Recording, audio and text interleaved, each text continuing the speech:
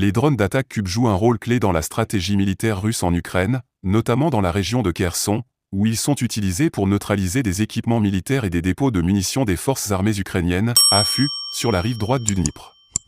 Le 24 août, le ministère russe de la Défense a dévoilé une opération au cours de laquelle un drone KUB a détruit un obusier camouflé ukrainien, chargé de munitions, soulignant l'efficacité redoutable de ces appareils dans le cadre du conflit en cours. Le déroulement de l'opération montre l'expertise acquise par les forces russes dans l'utilisation des drones de combat. Le KUB a été lancé pour traverser la ligne de front, suivant le lit du Dniepr, alors que le drone de reconnaissance alla identifier les cibles potentielles. Parmi celles-ci, une arme des forces armées ukrainiennes, habilement dissimulée dans une plantation forestière, a été priorisée. L'opérateur du drone KUB, avec une précision quasi chirurgicale, a dirigé l'appareil vers la niche contenant les munitions. L'impact a provoqué une explosion massive, neutralisant l'obusier ukrainien. Ces opérations ne sont pas des cas isolés. Chaque jour, les unités de drones du groupe de troupes Dnepr revendiquent la destruction de dizaines de militants ukrainiens et de multiples équipements militaires. Ce succès tactique illustre non seulement l'efficacité des drones dans le contexte de la guerre moderne, mais aussi la dépendance croissante des forces russes à ces technologies pour maintenir leur avance sur le terrain. Alors que la guerre continue de faire rage en Ukraine, l'efficacité de ces drones soulève des questions cruciales sur l'évolution des conflits futurs. Les drones KUB, avec leur capacité à frapper rapidement et précisément, modifient les dynamiques sur le champ de bataille, forçant les belligérants à repenser leur stratégie. Pour l'Ukraine, contrer cette menace nécessite une adaptation rapide et des solutions innovantes, car la technologie des drones continue de jouer un rôle central dans ce conflit prolongé.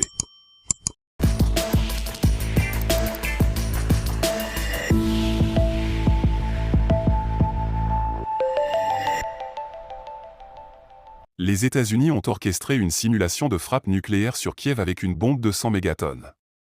Cette démonstration spectaculaire, loin de n'être qu'un exercice de routine, marque une escalade significative dans la tension géopolitique actuelle. Pourquoi cette ville?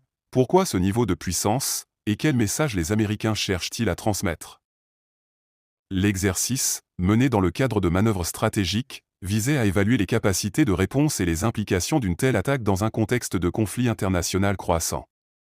Kiev, capitale de l'Ukraine, est devenue le centre de cette simulation en raison de son rôle central dans les tensions entre les grandes puissances, notamment en ce qui concerne le conflit en cours avec la Russie. En choisissant une ville emblématique comme cible, les Américains veulent tester non seulement les aspects tactiques, mais aussi envoyer un signal clair sur la portée et l'impact d'une éventuelle escalade nucléaire. Le choix d'une bombe de 100 mégatonnes n'est pas anodin. Cette arme, de loin plus puissante que celles utilisées durant la Seconde Guerre mondiale, représente une capacité de destruction massive qui dépasse les seuils de la guerre moderne. En simulant une telle frappe, les autorités américaines cherchent à illustrer les conséquences catastrophiques d'un conflit nucléaire total. Ce niveau de puissance est une démonstration de force, mais aussi une manière de souligner les dangers d'une confrontation nucléaire, dans le but de dissuader toute escalade de la part de nations rivales. Par ailleurs, cet exercice met en lumière les dynamiques actuelles entre les grandes puissances et la manière dont les stratégies nucléaires évoluent. Alors que les tensions entre les États-Unis et la Russie restent vives, et que la guerre en Ukraine continue de faire rage, les simulations de ce type sont des outils cruciaux pour les planificateurs militaires. Elles permettent de modéliser les effets d'une attaque nucléaire et de préparer des réponses adaptées en cas de conflit réel. La décision de simuler une attaque sur Kiev reflète également l'importance géopolitique de l'Ukraine dans la politique mondiale contemporaine. En ciblant une capitale européenne dans un contexte de guerre froide moderne, les États-Unis tentent de renforcer leur position stratégique tout en rappelant à leurs adversaires les dangers inhérents à un conflit nucléaire. Ce type d'exercice soulève des questions sur la légitimité et les implications de telles démonstrations. Les critiques soutiennent que de telles simulations pourraient accroître les tensions internationales et accentuer les risques de malentendus ou de provocations accidentelles.